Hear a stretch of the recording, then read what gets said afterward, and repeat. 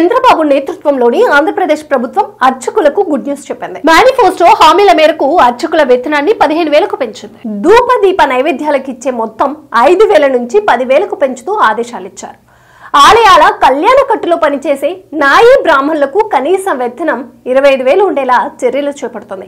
దేవాలయాల ట్రస్ట్ బోర్డులో అదనంగా మరో 2కి ఛాన్స్ ఇచ్చే అవకాశాలపైన ఆలోచనలు చేస్తుంది. దేవాలయాల ఆస్తులను పరిరక్షించేందుకు కమిటీలను ఏర్పాటు చేయనుంది.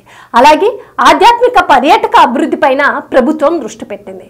ఇందుకు దేవాదాయ, అటవీ, పర్యాటక శాఖల మంత్రులతో కమిటీ వేయాలని నిర్ణయించింది. మరోవైపు దేవాలయాల్లో ఆధ్యాత్మికత వెల్లివిరియాలని, అపచారాలకు చోటు ఉండకూడదని సీఎం చంద్రబాబు ఆదేశించారు. దేవాలయాల దగ్గర బలవంతపు మత మార్పిడిలు, అన్యమతస్థుల ప్రచారం చేయకూడదని, భక్తుల మనోభావాలకు, ఆగమ శాస్త్ర నిబంధనలకు అత్యంత ప్రాధాన్యం ఇవ్వాలన్నారు.